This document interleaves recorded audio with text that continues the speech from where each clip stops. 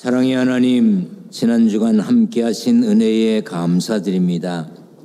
우리가 평범한 매일을 사는 것 같지만 뉴스를 보면 지난 주간도 사건과 사고가 끊이지 않았음을 기억합니다. 그런데 오늘 우리가 예배하는 것이, 예배할 수 있는 것이 은혜임을 고백합니다. 주의 자녀들을 긍휼히 여기사 평안 잃은 이들에게 참 평안을, 희망 잃은 이들에게 참 소망을 주옵소서. 부활하신 예수님을 믿는 신앙으로 승리를 간증하며 살게 하여 주옵소서. 군대, 객지, 외국에 있는 성도들을 위해 기도합니다. 평안을 주옵소서. 자신과 가족의 질병 때문에 안타까워하는 이들도 있습니다. 치유되는 기쁨을 주시고 상처받은 영혼은 어루만져 주옵소서.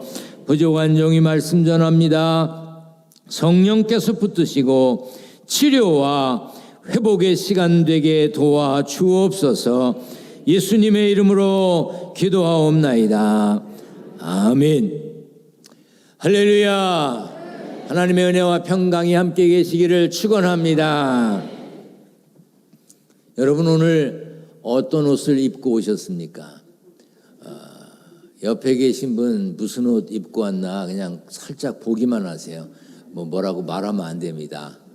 어떤 이는 자기가 뭘 입고 왔는지 몰라. 늦게 일어나서 입고 그냥 뛰었기 때문에. 자, 자기 옷 봐봐, 뭐 입었나. 영국의 허트포드셔 대학 연구진에 따르면 여성의 경우 감정 상태에 따라 입는 옷이 다르답니다. 유행이나 취향에 따라 각각 다르기는 하겠으나 기분이 좋지 않을 때는 윗옷을 헐렁하게 입는데요. 지금 옆에 헐렁하게 입은 분 계시면 조심해야 돼. 기분이 안 좋은 분이야. 그런가 하면 평소와 다르게 모자를 썼다면 기분 좋은 날일 가능성이 많답니다. 여러분, 교회에서 예배 시간이라도 모자를 쓴 분에게 함부로 말하면 안 됩니다. 모자를 쓴 이유가 있습니다. 첫째는 패션이에요. 멋으로 썼어요. 그런데 모자 벗으라 그러면 안 되지. 멋있다 그래야지. 두 번째로는 병 치료 중이기 때문에 모자를 꼭 써야 하는 분들이 계십니다. 그러므로 함부로 모자 벗으라 그러면 안 됩니다.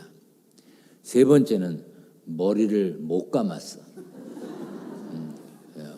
그래서 모자를 쓰고 있는데 벗으라 그러면 되겠습니까?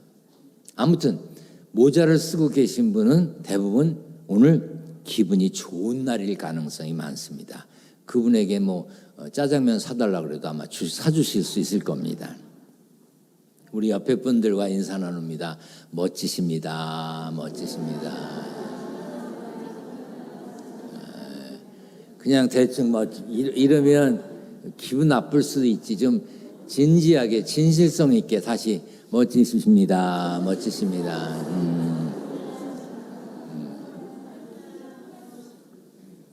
우리 성경을 높이 들고 고백하겠습니다. 높이 듭니다. 저는 예수 믿어 구원받았습니다. 저는 예수 믿어 하나님 자녀 되었습니다. 저는 예수 믿어 천국 백성 되었습니다.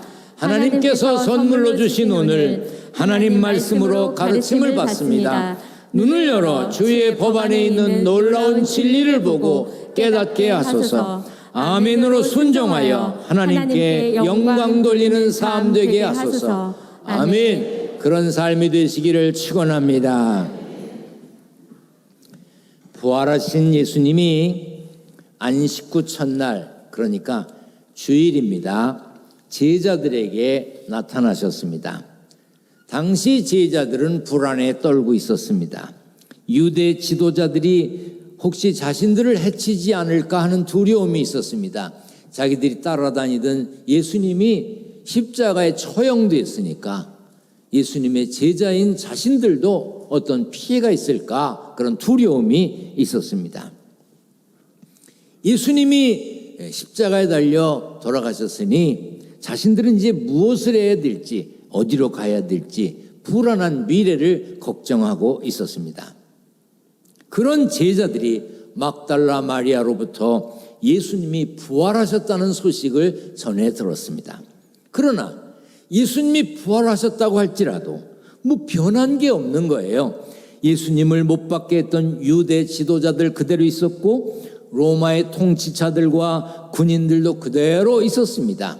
그런데 그렇게 불안해서 벌벌 떨고 있는 제자들에게 부활하신 예수님이 나타나셔서 이렇게 말씀하셨습니다. 너희에게 평강이 있을지어다. 여러분에게도 평강이 있기를 축원합니다. 두려워하지 말라는 겁니다. 안심하라는 말씀이에요. 부활하신 예수님이 평강의 인사를 해주셨습니다.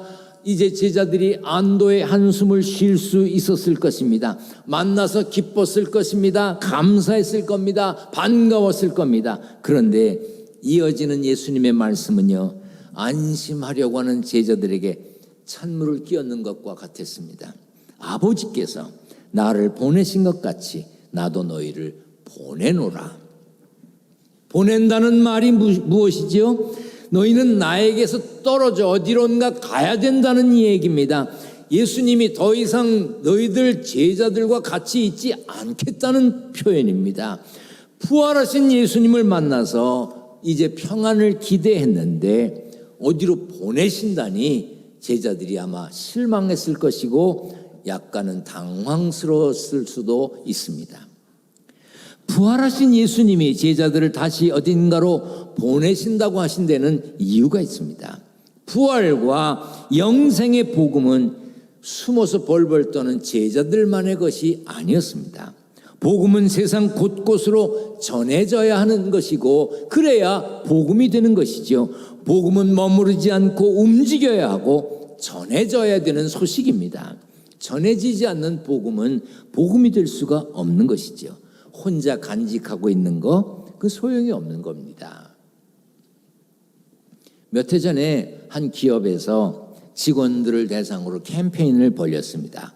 집에 모아두고 있는 쓰지 않는 휴대전화, 구형 전화를 거뒀습니다. 10,000대 정도를 거뒀다고 그래요. 장롱폰, 장롱이나 서랍에 있는 못 쓰는 전화, 그것을 바르게 처분하면 그 안에 중요한 부품을 재사용할 수가 있다고 그래요. 그것을 그냥 아무렇게나 버리면 그 버리는 것이 공해가 또 되지요. 우리나라에 1년에 발생하는 폐 휴대전화가 약 1,000만 대 정도가 된다고 그래요. 근데 그 중에 반 정도만 재활용되거나 바르게 버려진다고 합니다. 장롱 속에 있는 거 쓰레기지요. 코로나가 한창일 때도 그랬지만 지금도 그렇습니다. 의료 인력이 부족하지요. 우리나라의 간호사 면허증을 갖고 있는 분이 34만 명 정도가 된다고 합니다. 그런데 간호사를 하고 있는 분은 18만 명 정도밖에 안 된다고 그래요. 나머지는 간호사 면허증이 있지만 일하지 않는 겁니다. 그래서 여성의 경력 단절 문제나 열악한 근무 환경에 대해서 이제 개선되어야 된다고 주장하는 분들이 많이 계십니다.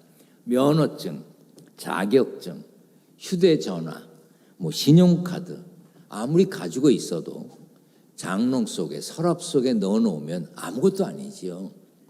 저도 설교 준비하면서 생각하니까 저도 중고등학교 교사 자격증이 있거든요. 한 번도 써보지 않았습니다. 그 교사 자격 따느라고 막 공부하고 시간을 쏟은 게 아깝다는 생각도 들어요. 무엇을 가졌든지 사용하지 않고 있다면 개인적으로도 시간 낭비요, 경제적인 낭비이고 사회적으로도 바람직하지 않을 수 있습니다.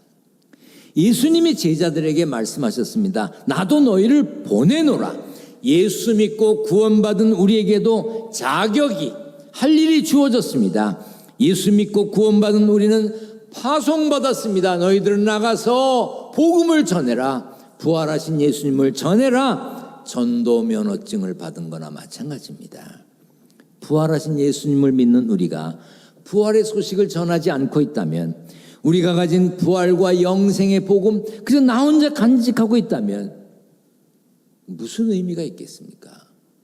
함께 살아가고 있는 수많은 사람들에게 복음을 전해야지요. 부활하신 예수님을 전하지 않으면 부활하신 예수님 또한 면허증이나 전화처럼 장롱 속에 묻힌 쓸모없는 것처럼 되고 말 것입니다. 부활하신 예수님을 믿는 우리는 복음을 전하라고 보냄을 받았으니 전해야 합니다. 소금과 빛으로 살면서 다른 사람들에게 그리스도의 향기를 풍겨야 하고 그리스도의 편지로서의 역할을 감당해야 합니다. 그런데 대부분 뭐라고 말합니까? 아유, 준비가 안 돼서요. 저는요, 할 줄을 몰라서요. 어떤 일을 시작할 때 우리 너무 망설이고 쭈뼛쭈뼛합니다. 물론 신중하게 탐색하며 준비하는 과정이 필요합니다. 그러나 정말 필요한 것은 전하는 거예요. 행동하는 겁니다. 어떤 분이 저에게 막국수 좋아하시냐고, 좋아한다고, 뭐 국수자 들어가면 다 좋아한다고. 그랬더니 어디를 가봤냐요? 처음 들어봤다 그러더니 기가 막히대. 자기가 먹어본 게 최고라는 거예요. 그러면서 거기서 막국수 먹고 이렇게 명함을 가져왔나 봐. 날 주어요. 가보라고. 그분 전도 잘하대. 여러분, 막국수 선전하듯 하면 되는 거예요. 가서 논쟁하지 말라 그랬잖아요. 가봐. 기가 막혀. 빌립이 나다나엘에게도 뭐라 그랬어요? 와 보라 그랬잖아요. 아니, 막국수도 전도하면서 아니 왜 예수님을 전하지 못하고 교회를 전하지 못하냐 이 말이에요. 기둥교회 와봐. 반은 졸도할 거야. 너무 멋져. 그걸 왜 못해? 예수님은 믿는 우리에게 사명 주시고 세상으로 보내셨는데 부활하신 예수님을 전할 생각은 안 하고 뭐 설교가 어떻고 뭐 신학적인 의미가 어떻고 뭐 전도 방법을 배우지 않았다는 등 뭐 가르쳐 주지 않았다는 등 아니 막국수 전도하는 건 누구한테 배웠어? 그냥 하잖아요. 망설이기만 하고 머문하기만 했지 생명을 구원하는 일을 시작도 하지 않는 사람들이 많다 이 말이에요. 미국의 신학자이자 목회자인 허버트 메일러라고 하는 분이 자신의 책에서 이런 통계를 제시했습니다. 미국의 경우입니다. 신앙생활하는 사람들이 평균적으로 6,000번 정도 설교를 듣는데요. 그리고 8,000번 정도 기도하고요. 2만 번 정도 찬송을 부른다 합니다. 그럼 전도는 얼마나 했느냐? 전도에서 예수 믿게 한 숫자는 얼마나 되느냐? 빵. 제가 우리 집에서 이 영을 빵이라고 그랬더니 우리 손자가 할아버지 빵이 아니야. 영이야. 그러는 거예요. 그래, 영. 거의 영이야.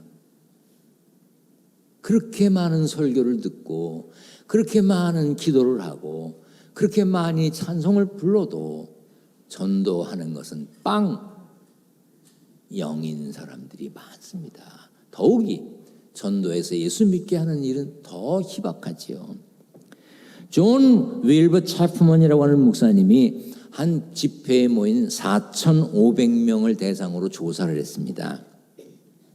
그랬더니 그 모인 사람들 중에 10살 이전에 예수 믿고 교회에 출석하며 신앙생활을 했던 사람이 400명, 10살에서 14살 사이에 신앙을 가진 사람은 600명, 14살에서 16살 사이에 예수 그리스도를 영접한 사람은 400명, 16살에서 20살 사이에 예수님을 만난 사람은 2,000명. 그런데 36세 이후에 신앙을 가진 사람은 4,500명 중에 24명에 불과했습니다. 복음을 늦게 받을수록 복음대로 살기가 어렵다는 거예요. 예수 믿기가 어렵다는 거예요. 이미 그 사람의 생각이 아주 그냥 딱 굳어져 버려가지고 마음문을 열고 예수님을 영접하기가 어렵다는 거지. 나이가 많으면 그러면 전도에서 예수 잘 믿고 오래 신앙생활하게 할 수 있는 방법은 어린 사람에게 복음을 전하는 거예요.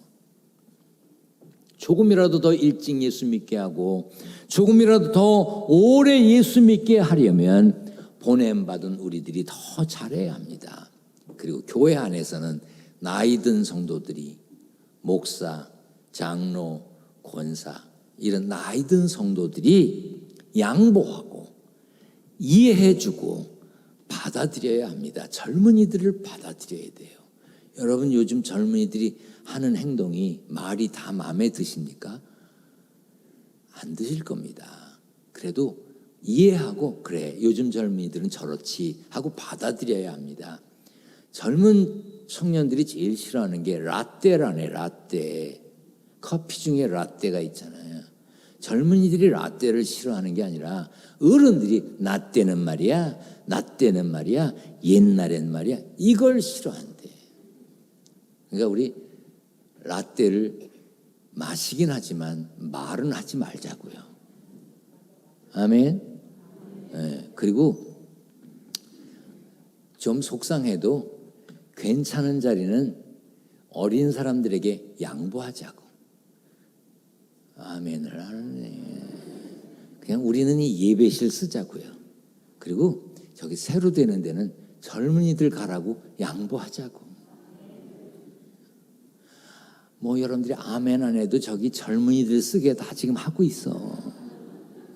여기 막 공연장도 되고 막 예식장도 되고 막 세미나실도 되고 그런 의리의리한 시설을 지금 하고 있다고요. 가보긴 하자고 우리도. 근데 젊은이들 쓰게 놔두자고. 어떤 분 또 이렇게 얘기하니까 나이 먹은 것도 억울해 죽겠는데 그걸 또 양보하려냐고. 그래서 가보긴 하자고. 별로 마음에 안 드나 봐. 젊은이들이 오고 싶은 데가 되어야 되지 않겠습니까? 그래서 1층에 카페를 이제 만들어 놓으면요.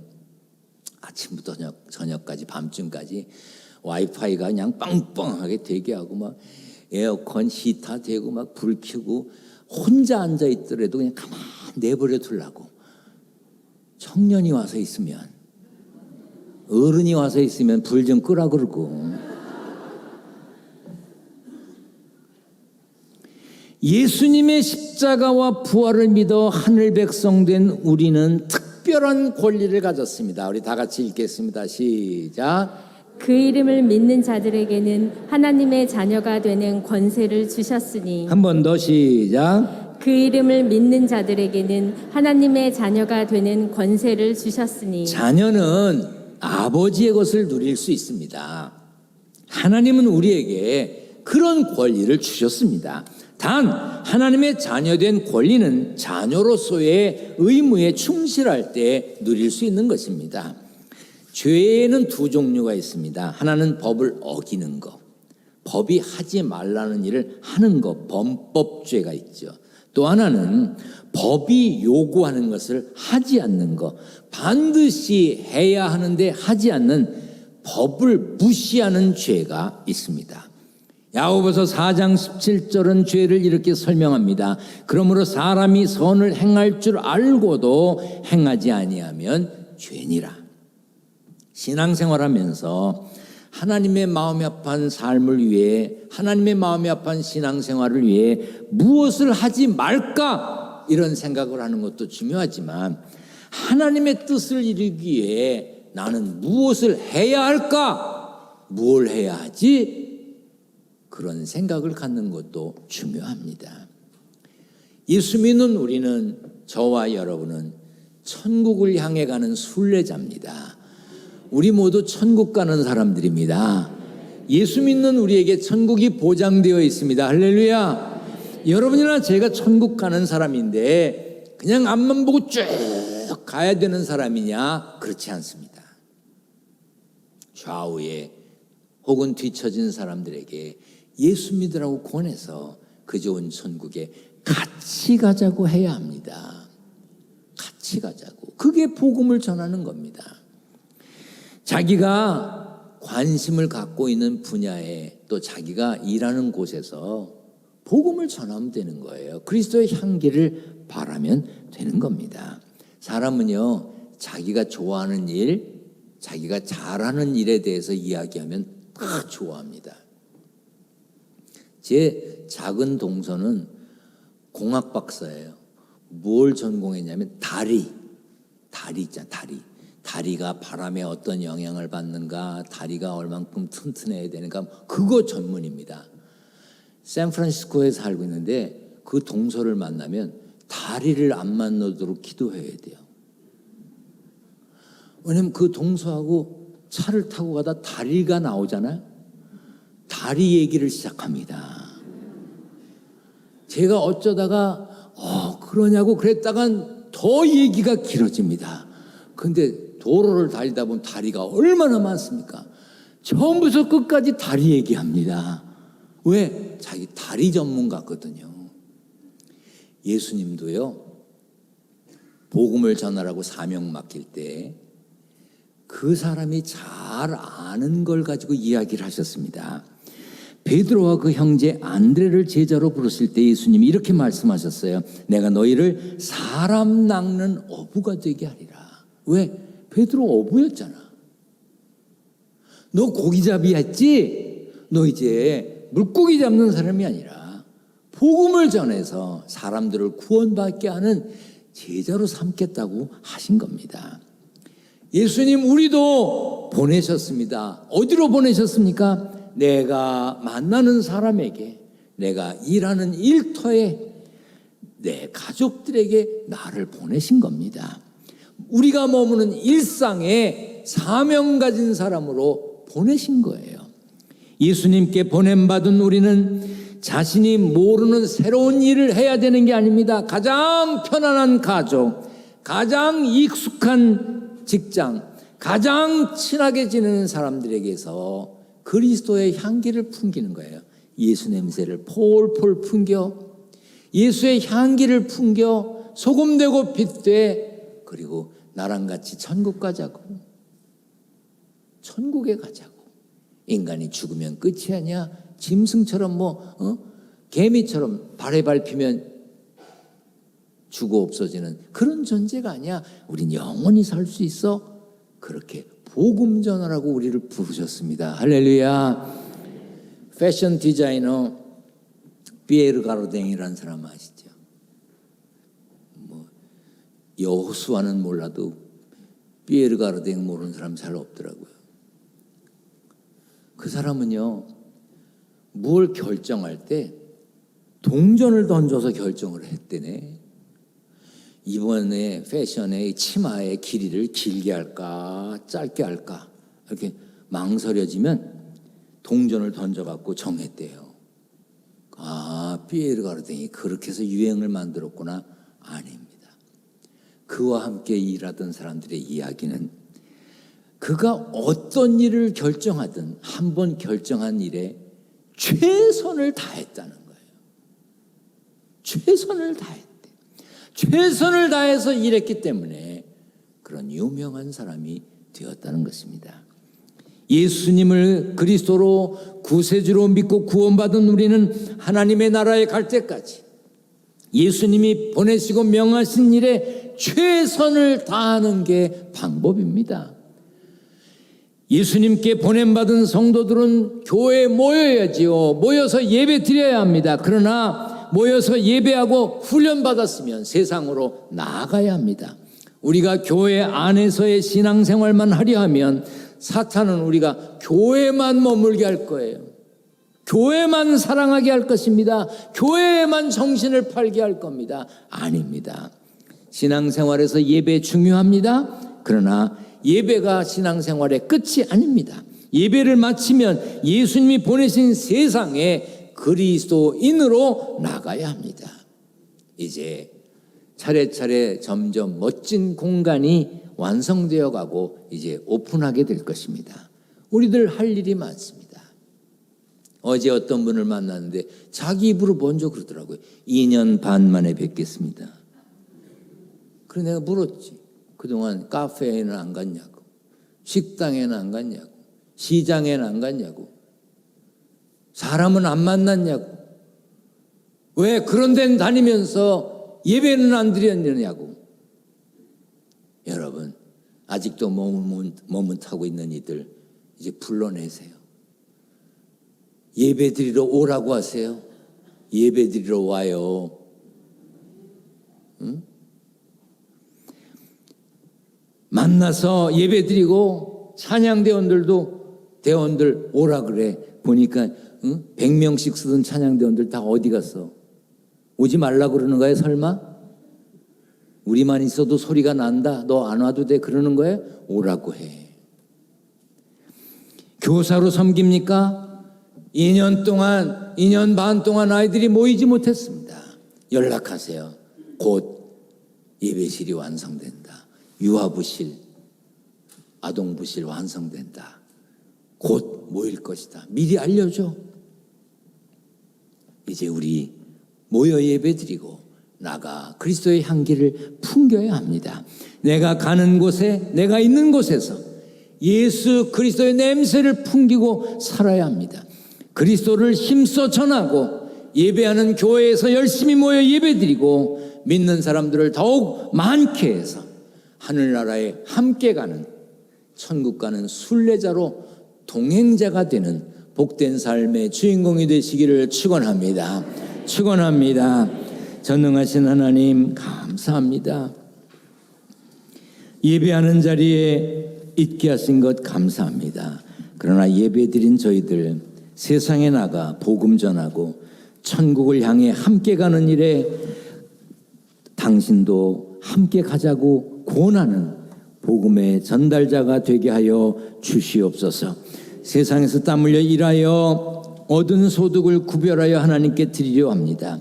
11조, 감사헌금, 건축헌금, 선교헌금, 1,000번째 예물, 여러 가지 제목으로 예물을 드립니다.